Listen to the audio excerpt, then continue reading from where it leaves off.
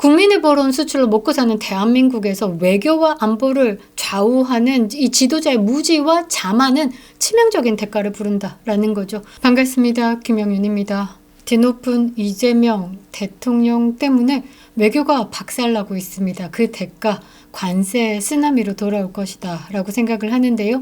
이재명 정권의 무능 외교가 초래한 경제 안보의 이중 참사, 오롯이 대한민국 국민의 몫이라는 게 참으로 억울합니다.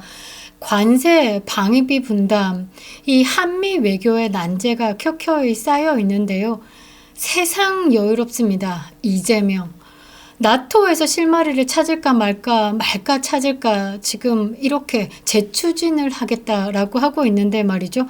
이 나토 참석 못할 것 같습니다. 나토의 주제와도 전혀 관계가 없고요. 한번 국제 무대에 맛봤죠.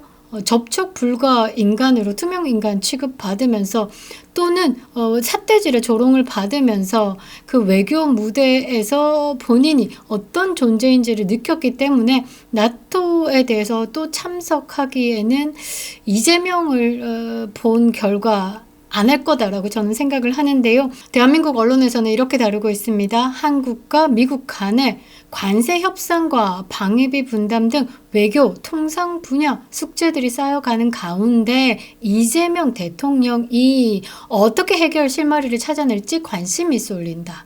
찾을 생각 있겠습니까? 찾을 생각 있었으면 7월 8일이 마감일입니다. 그 전에 미국의 사람들 보냈어야죠. 이재명 정권에서 함께하고 있는 사람들, 미국에 갈 사람 있습니까? 저는 한 놈도 갈 놈 없다 생각합니다. 미국에 입국컷 당하는 테러리스트들만 가득하기 때문이다 라고 생각을 하는데요. 지금 나토 정상회의가 6월 24일, 25일 네덜란드 헤이그 월드 포럼에서 개최됩니다. 이번 회의는 방위비 지출에 대해서 최소 GDP 기준 5% 정도 상향 조정하자라는 내용이 주고요. 동맹 간의 협력 강화 그리고 우크라이나 지원 지속 등에 대한 핵심 의제가 논의될 예정입니다. 일단 트럼프 대통령 참석 여부와 짧고 집중된 일정이 관건인데 말이죠. 여기에 이재명이가 이 핵심 의제 논의 중에 입을 댈 수 있는 게 하나라도 있습니까? 우크라이나 지원에 대해서 강력하게 비토해왔던 게 누구죠? 이재명이죠. 그리고 동맹 간의 협력 강화, 한미 동맹 따위는 필요 없다라는 뉘앙스로 지금까지 입을 털어온 게 이재명이죠. 그리고 방위비 지출, 항상 좌파들이 얘기하는 게 뭡니까? 방위비 분담금 가지고 막 입을 대죠. 유럽 대륙에서는요, 자국의 안보를 미국에게 많이 맡겨온 건 사실입니다. 독일 같은 경우도 5%가 안 됩니다. 보통 거기서 3, 4%, 작게는 1%도 책정하는 곳이 있는데요. 이 나토에 대해서 탈퇴하겠다라고 으름장을 놨었죠. 그래서 부랴부랴 이 나토 회의에서 GDP 5% 우리 올릴게. 트럼프 우우 하고 있는 상황입니다.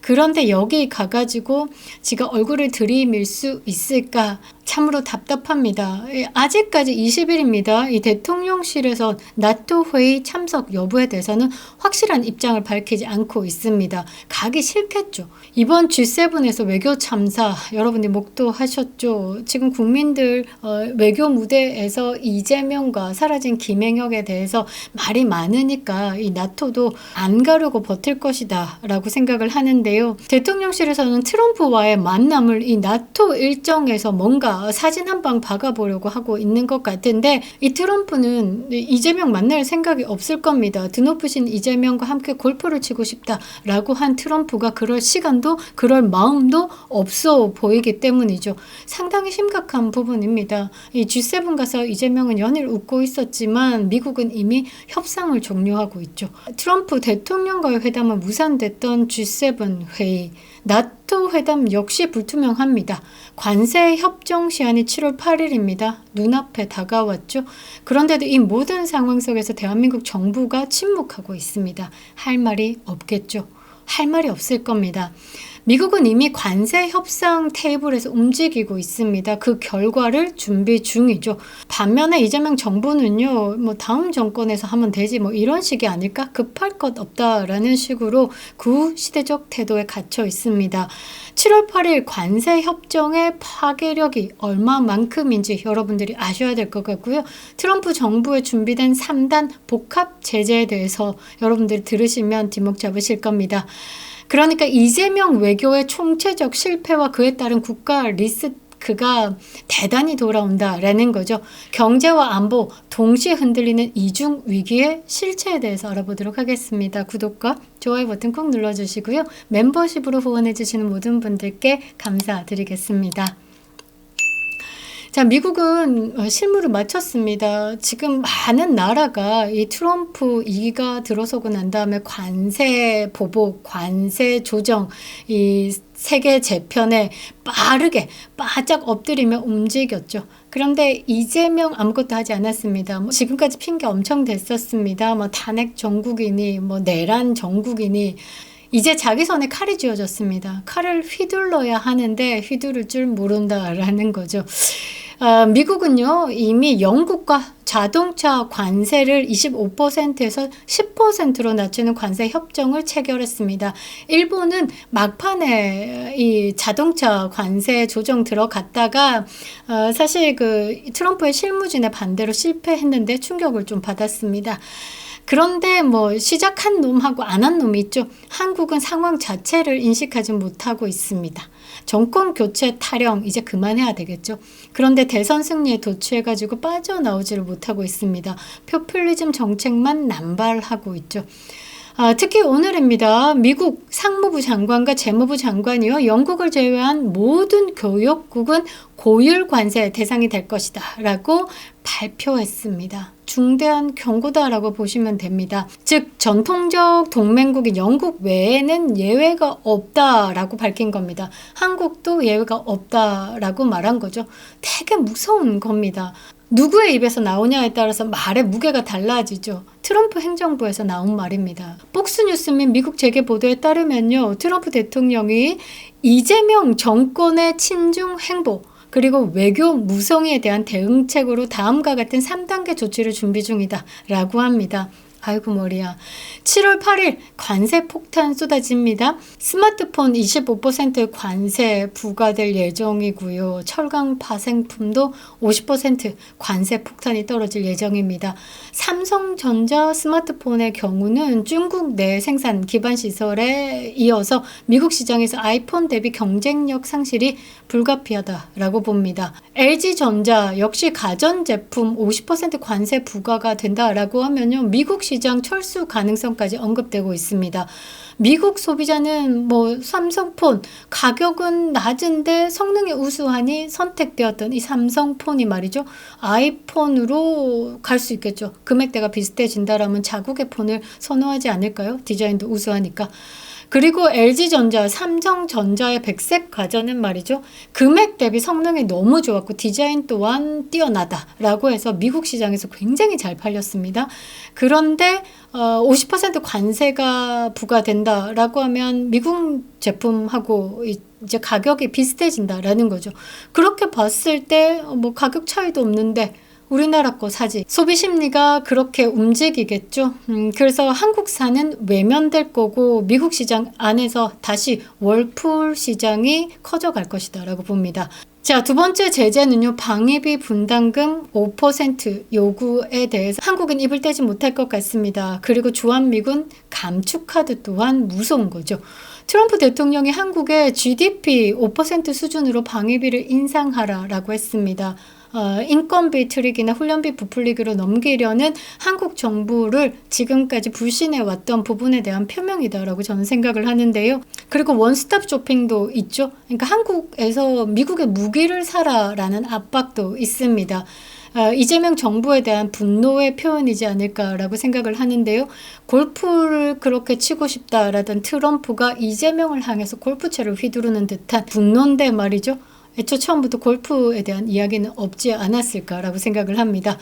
그리고 세 번째 제재가 뭐냐? 중국에 대한 적대 노선을 이 한국에게도 펼쳐낸다라는 겁니다. 그러니까 한국이 중국의 동조 세력으로 미국은 인식하고 있다라는 거죠.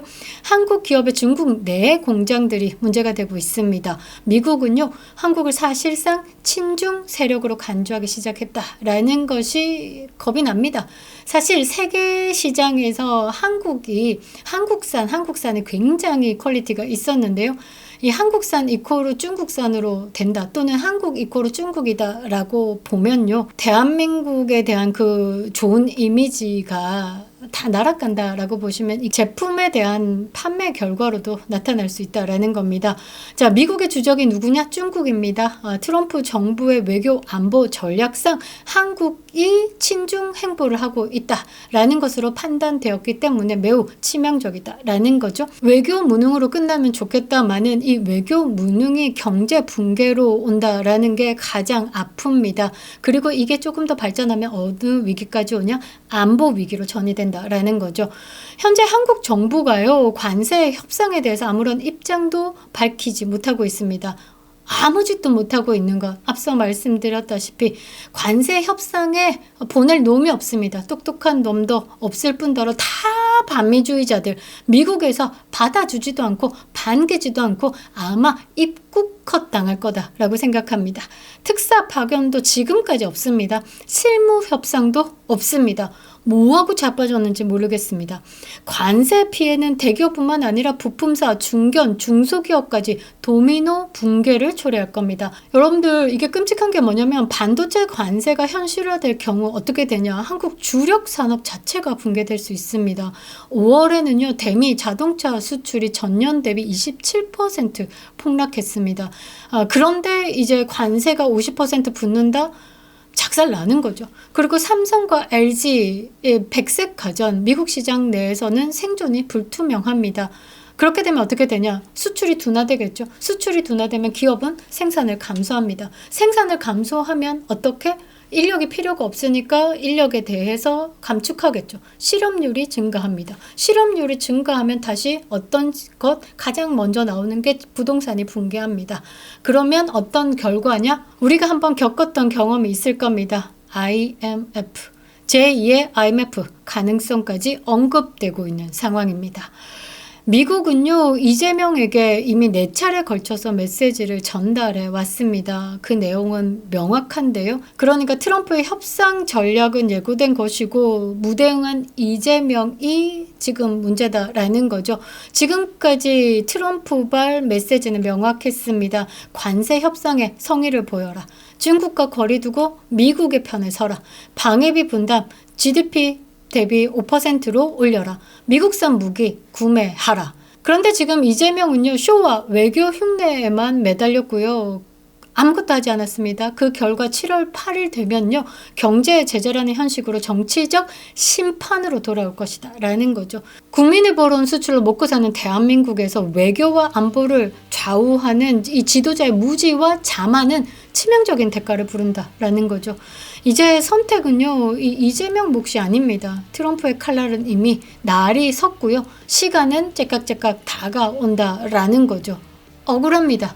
대한민국의 이재명을 대통령으로 뽑은 그 무지한 국민들 때문에 국민 전체가 이런 피해와 이런 공경에 빠졌다라는 게 정말 억울합니다. 선택에서 받은 이 윤택함을 이 미래 세대에게 물려주지 못할까 봐 걱정스럽습니다. 더욱더 그리운 이름 윤석열 대통령이시네요. 그립다 윤석열, 김영윤TV였습니다.